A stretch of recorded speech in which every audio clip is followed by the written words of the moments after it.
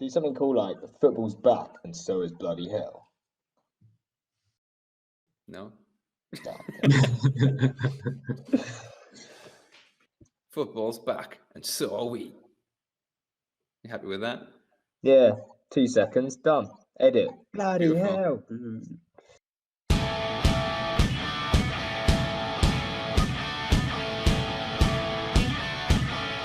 Bloody hell!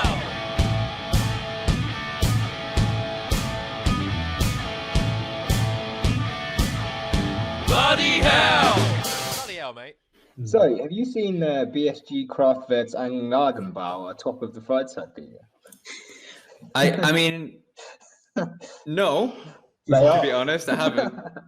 But is that an interesting point? Because I mean, I love the Freizeitliga, but I'm not really down The with best who's thing what. about Andy's joke is we legitimately cannot tell if that was a joke or if it's the most interesting thing we're going to talk about today. That's a very good point, mate.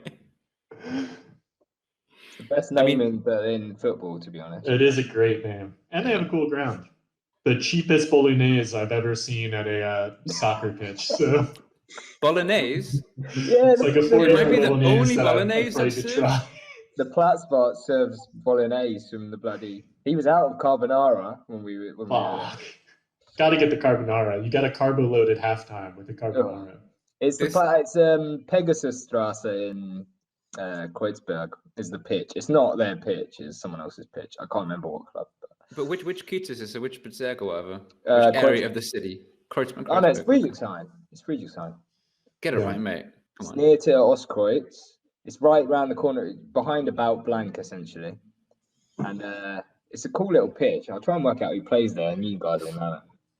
It's behind the what did he say? About Blank, the club. Yeah, okay. Club, me. No, come on. Okay. Even like 10 years Not ago, but we wouldn't have got that Pegasus. reference, mate.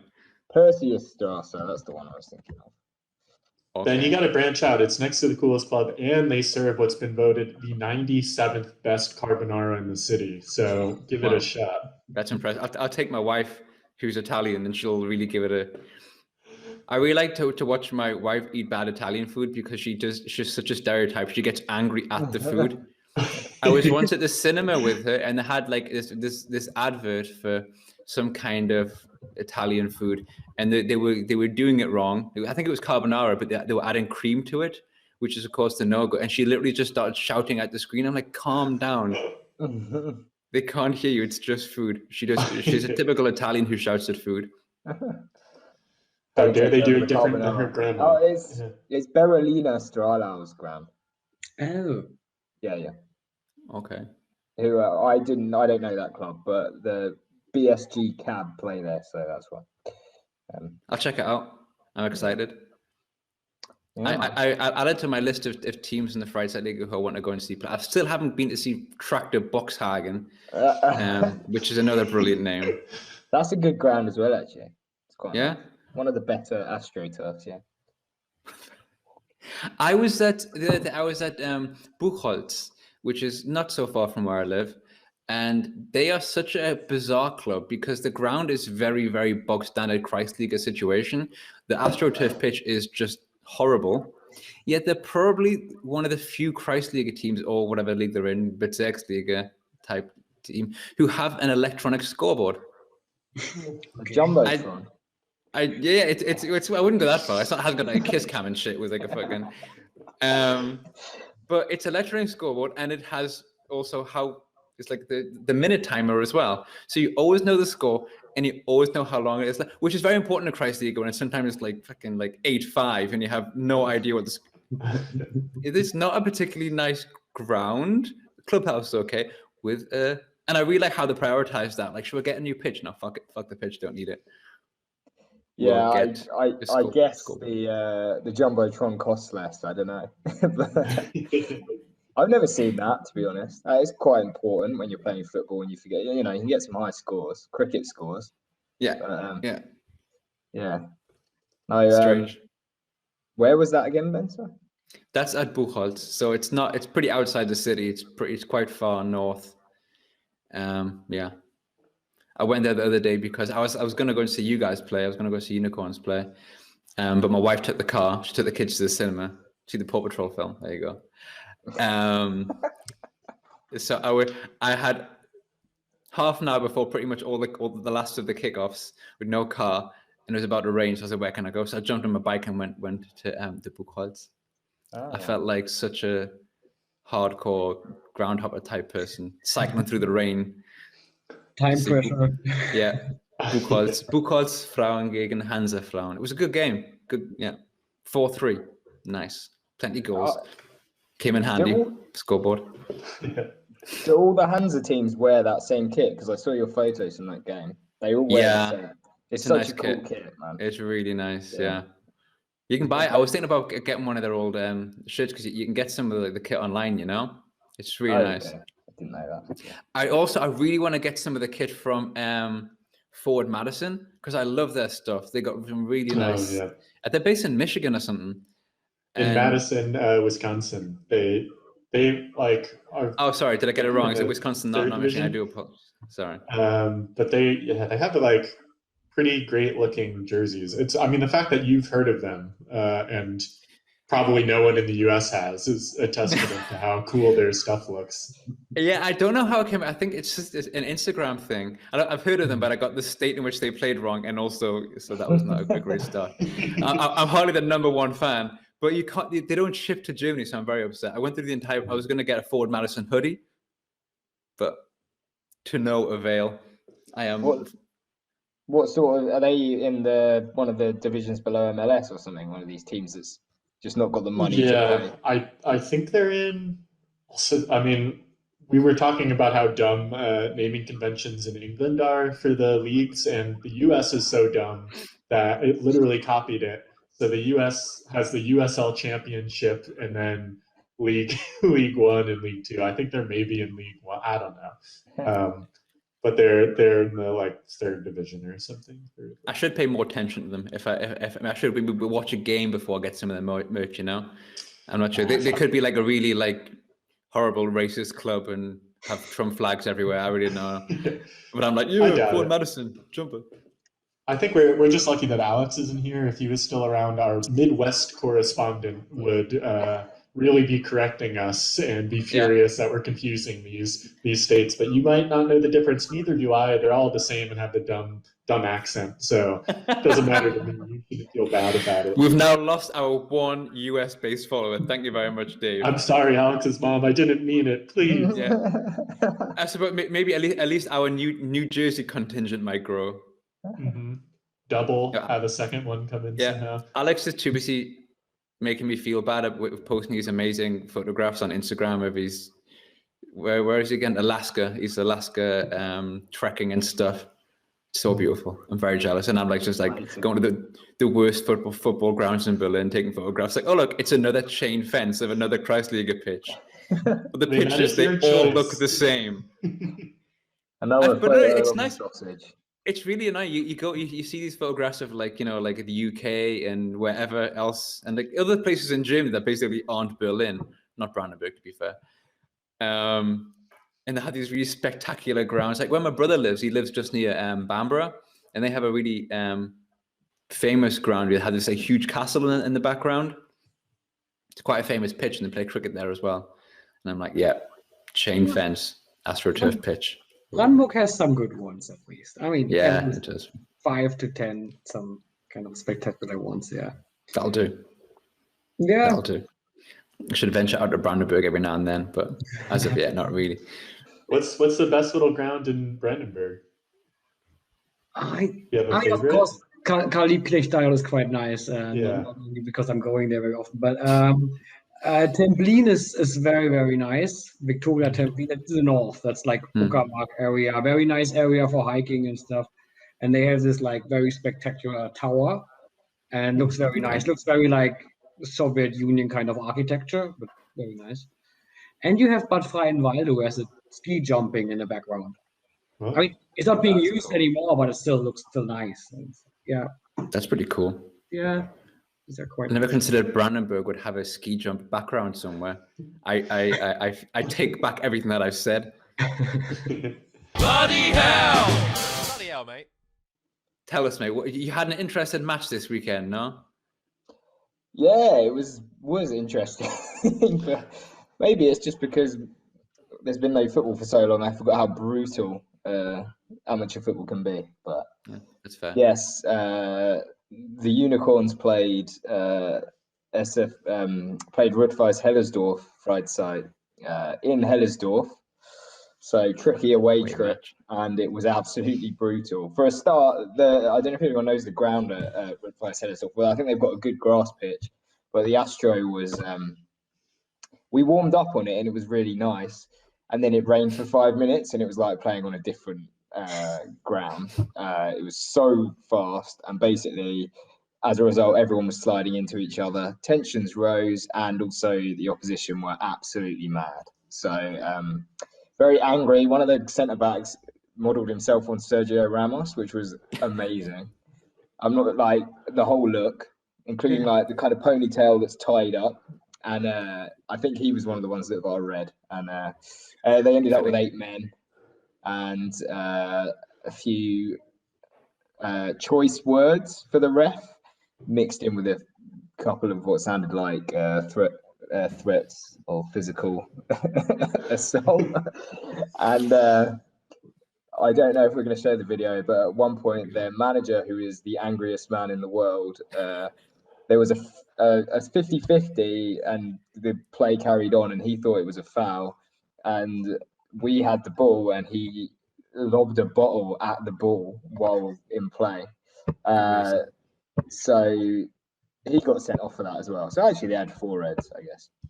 And, just out of curiosity, 1-2-1, 97th minute winner. So that's what you need to know. If you're a manager in this level of football who gets sent off, where do you go?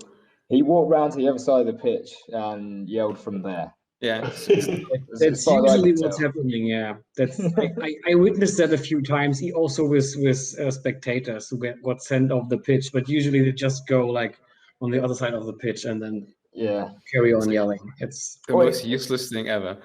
In fact, from the manager's point of view, sometimes I've seen this before. They get sent off. They just have to go stand behind the railing that's a meter behind the subspace. So yeah, mad.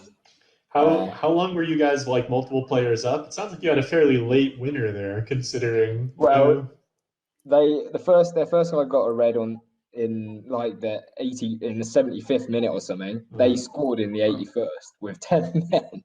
Classically shit goal. And then we equalised, and they were also upset about that because they'd started diving as soon as they'd scored. So every time anyone got even remotely near someone else, they jumped in the air. And we put the ball out for one of their guys pretending he was injured. They were like, all right, we'll do it. Then they did it again straight away, and we played on and scored. So obviously that annoyed them. Their guy was fine, believe it or not.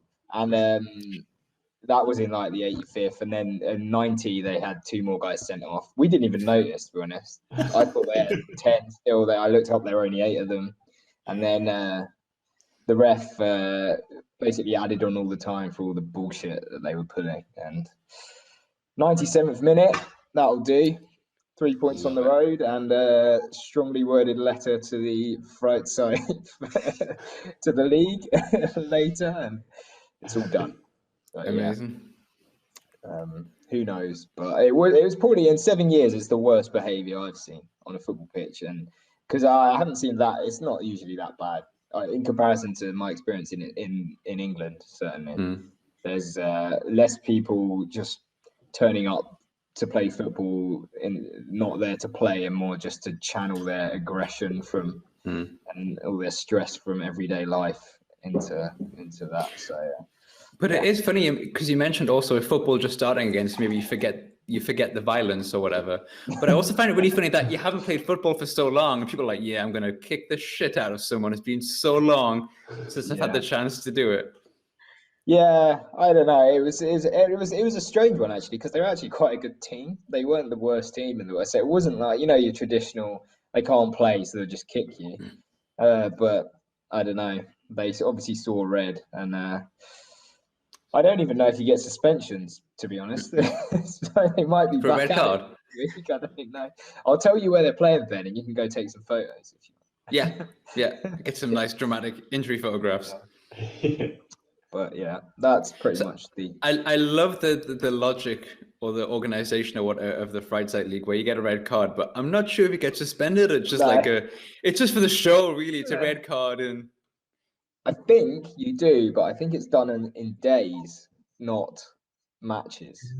I don't know if that's. I might be making that up, but unless it's a month and a half in the Freizeitliga, you might not even miss a match. To be honest, that's the thing.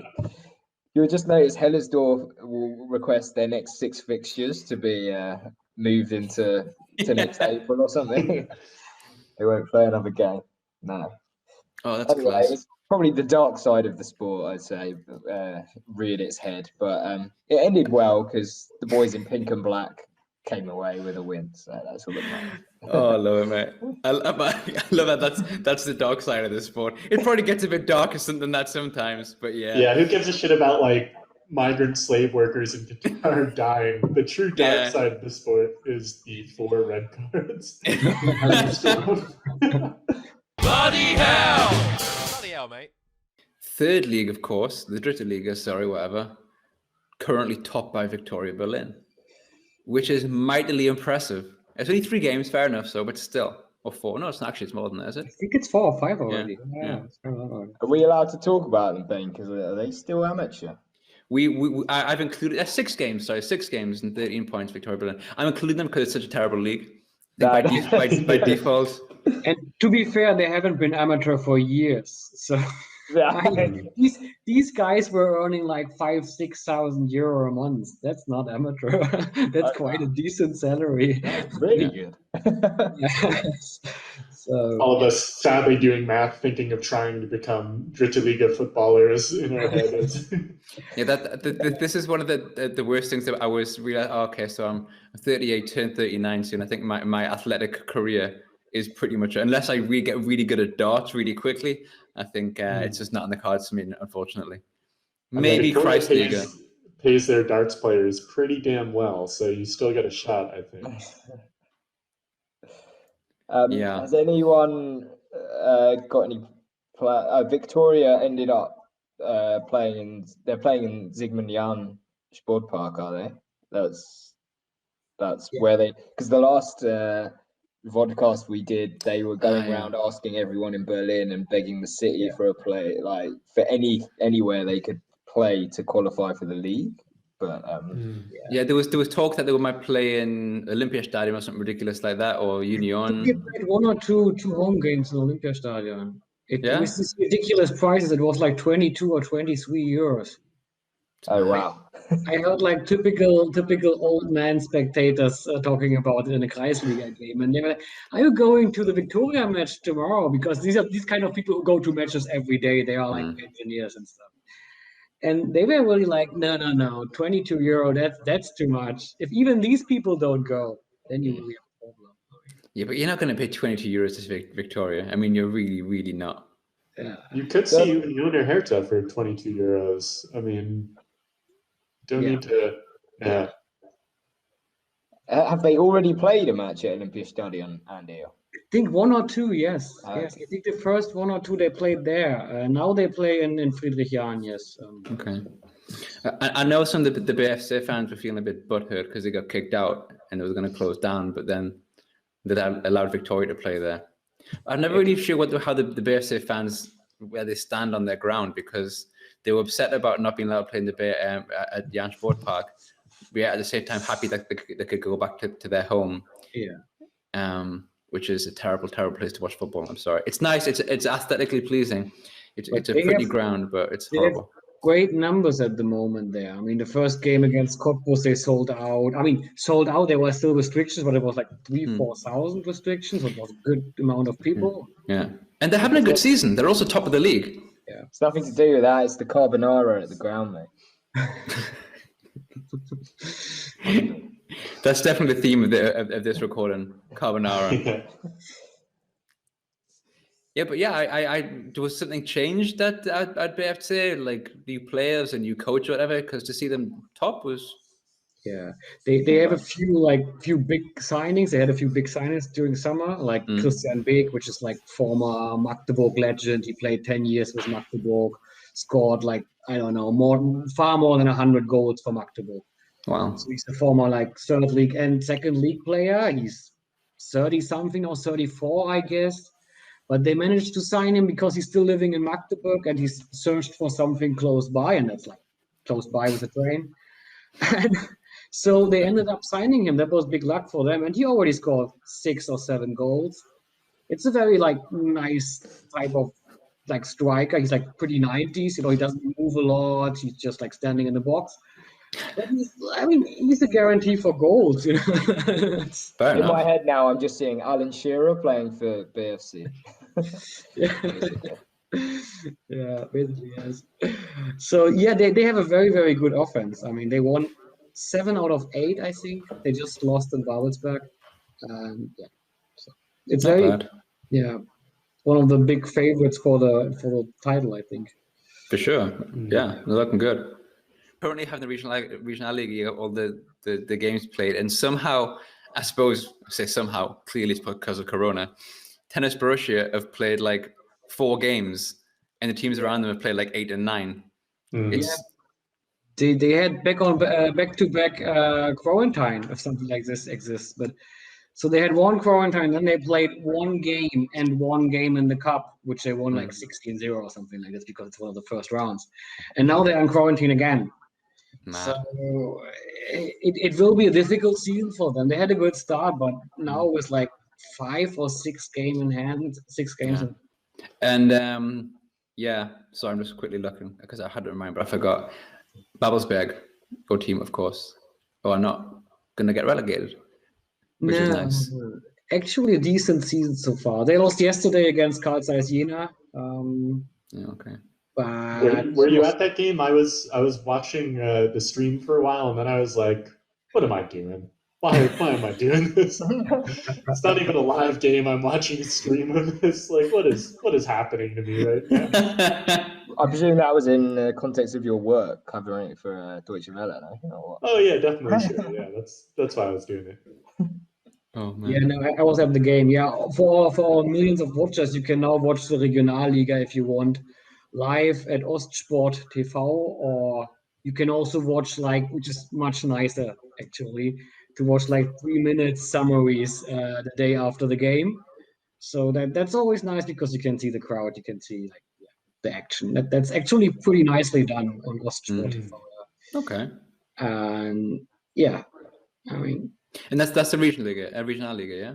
Yes, you don't see every game live, but each match they like 3 or 4 of them, and you get like summaries of the game from all the matches. So okay.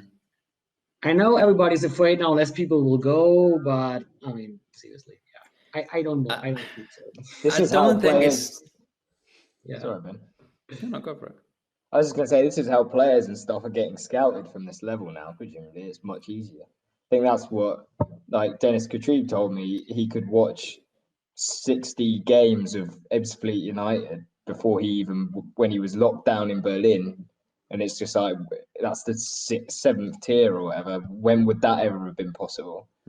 So they record all these things. It's just a case of whether they make them available. So if they have now for Regionalliga, it must change it for the players because they're like, there must be someone watching this. I hope so. I mean, not everybody has a chance, I think, to go up because before we recorded, I watched the first half of Energie Cottbus against Altlinike, club from Berlin as well. And Altlinike scored, and the guy was named Christian Skoda, and he's a worker for Volkswagen. So he had to take a day off. And I think, like, when you are 30 years old and working at Volkswagen, and taking a day off for the game, it could be difficult with a big career afterwards. Sorry, did you say his name is David? You say his name is David Skoda? Christian Skoda, yeah. And he works for Volkswagen. He works That's brilliant. I think the application was an easy one because, I mean, you just apply, people see the name. And That's fantastic. I love it. But maybe the stream is why he's taking the day off. Normally he couldn't miss work, but he knows this is his one chance, get picked up by Victoria or whatever if he scores that goal. Maybe he actually called in sick and he was trying to like not be on the camera so his boss couldn't see him. He was like running around. Bloody hell! Bloody hell, mate. Is it Novi Pazar? Did you say they were in trouble? Yeah, that's a good point actually. No, but yeah, I'm not sure. They seemed it was like the second game of the season. Yeah. The game was called off, and Andy, you mentioned it. You know what you're talking about. Yeah, they pretended. Not pretended. Sorry. Let's put it differently. They called the game off and said they have corona cases. I mean that happens a lot of times nowadays. Okay, but then the FA, the Berlin FA, asked them for any kind of proof because you need some kind of proof. You get it from the doctor anyway if you get COVID, but they couldn't deliver that. And then the Berlin FA asked them again, like, can you give us proof, like from the doctor, just one case or something like this? But they didn't answer within the deadline. So they were drunk. Yeah, so the game was like 2-0, like the result was 2-0 for the other team. I don't know what the team was, but yeah, so that was a very strange one in the second game. So, and then also the game of the second team was called off like last week or the week before. So everything is very, very suspicious there. I don't know. And the one of those clubs where you expect something's going to happen because how they were taken over and then they were moved. It was one of these those very new ownership situations, and they think they're going to be in the Bundesliga in 5 years, but they disappear. Yeah, not mentioning anyone, Berlin United. Yeah, Berlin United will still get there at some point. But Andy, has anyone confirmed the rumors? I heard they had players asking strangers to spit in their mouths so they could get COVID, so they could prove they had a case. Were those rumors true, or? But to be fair, that could be just a very standard Berlin fetish situation. We don't know. Clubs are opening back up, so. Yeah. Or try to arrange a test match against TB or something. There you go.